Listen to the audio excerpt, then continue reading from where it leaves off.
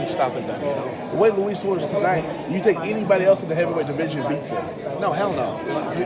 He takes a good shot. You would have laid him out, you know. I mean, he would have laid him out and not being able to get up. Luis takes a good shot. But there's a reason they're not fighting, you know, and Deontay said it best. He's not going to fight him.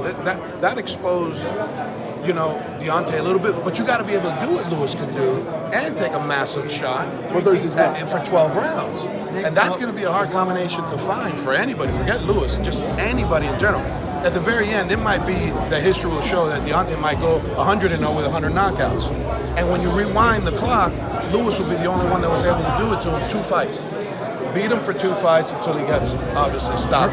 Everyone else is getting flat and knocked out, you know. I mean, he's not even being phased. Luis was hurting him in the first fight, almost had him out. In the second fight, in this fight, he had him dazed and rocked and earned his respect. He was supposed to come blast him out in one. That wasn't going to happen. He knew better. I mean, Luis would have got that counter in that first shot if he would have come in trying to be more aggressive. But, you know, listen, he's learning, and he's got that missile, so he can't do anything. And how you think Wilder Fury 2 go? He's not going to respect Fury. He's going to come at him. He's going to come right at him. Fury don't have the pop to do anything to Wilder at all. Luis can punch. Trust me, he can punch. 27 people will tell you that.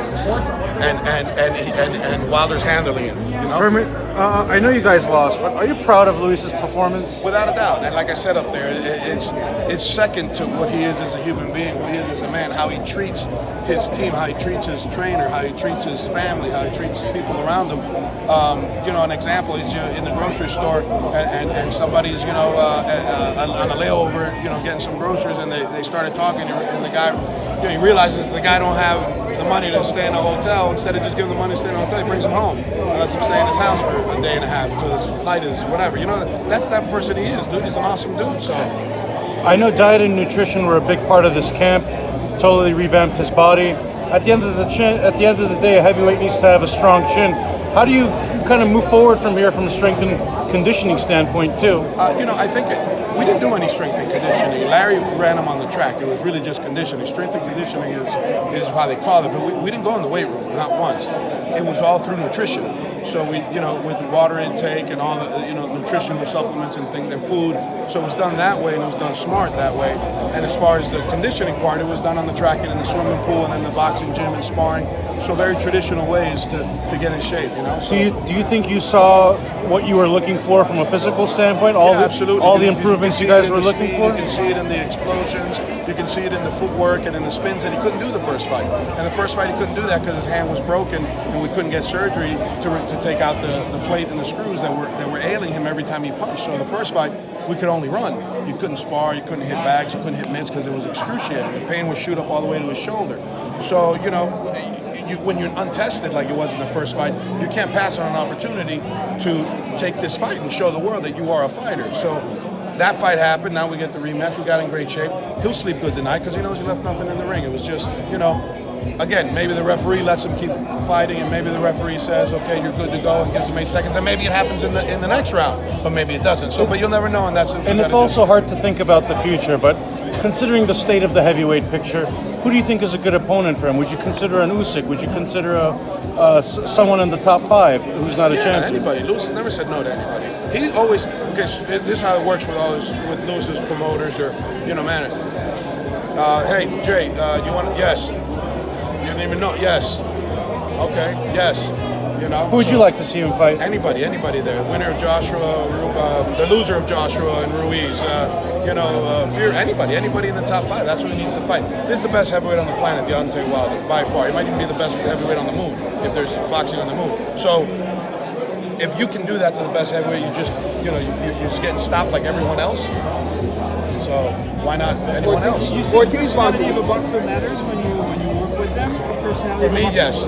Someone like Ortiz that has a very special personality in that heavyweight. What do you think of a guy? I don't know Andy Ruiz's personality, so I couldn't speak on it. But you know, I go by that. I go by how he, you know, definitely he is as a human being. You know how he is as a man, because that tells you a lot about his character.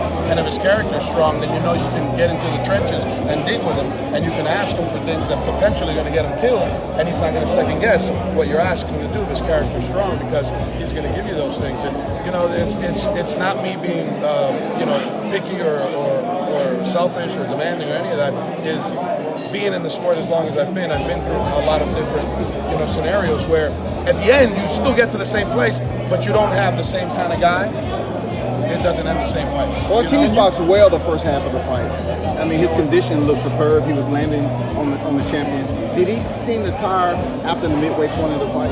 I think the fifth or maybe the sixth round, he got a little bit tired, went to take a break, and I think maybe that's the round he got caught. It was the seventh, right? The seventh round.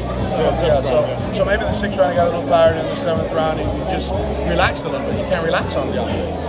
That's when he takes advantage. Sorry. People are going to spend a lot of time talking about Deontay's power in this fight, seeing how he fought Ortiz with such a bomb. But can you speak on Wilder's chin a little bit? He took a lot of shots from Ortiz today that might have hurt a lot of them. Yeah, when you're in shape, you can take those shots. And like I said, Lewis, was definitely hurt, and he got up. He was in good shape. So it shows you that you're in shape. His chin is probably underrated. Yeah, I mean he took some big shots and not super flush, but these were set up shots. That would have probably knocked anyone else out. A lot of other heavyweights, I feel, would have if they were. Well, Lewis has hit a few people with those same shots and they went out. So when you set them up the way he did, when you get behind the jab, you squat, you come under, you come over. Those are shots you don't really see coming, and he managed to withstand them. So, nothing but respect for Wilder and the preparation he did. He took it seriously. He's going to fight Lewis. If he fights him 100 times, he's going to take him seriously 100 times. He can be 100 and he still take him seriously. As a trainer, how do you make Ortiz kind of go for the pressure a little bit more and try to end the fight a little sooner? It seemed if you're saying fatigue might have came in the fifth or sixth round. Moving forward, how do you have Ortiz kind of make sure the fights end maybe a little bit sooner?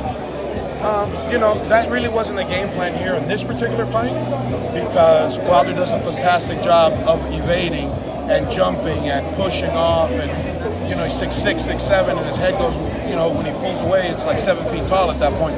So, Lewis is only 6'4", so it wasn't the right game plan to try and do that. The game plan was body attack, angles, set up from down to up. So, maybe somebody else, more Lewis's size or just a little bit bigger. But, it's just the wrong guy. The different. Some guys, you don't really need a game plan. Like you said, you just, all right, let him go at him, take him out. You got one round to get the job done. This is an elite level, and the championship fight, and he's defended it 10 times, and he's a world champion. So you got to use your head a little bit. You got to work your way into the knockout, and that's what we're doing. I'm sure he would have caught a second win, 7th and 8th, and had no issue. But it's unfortunate. Did Ortiz hear the crowd chant his name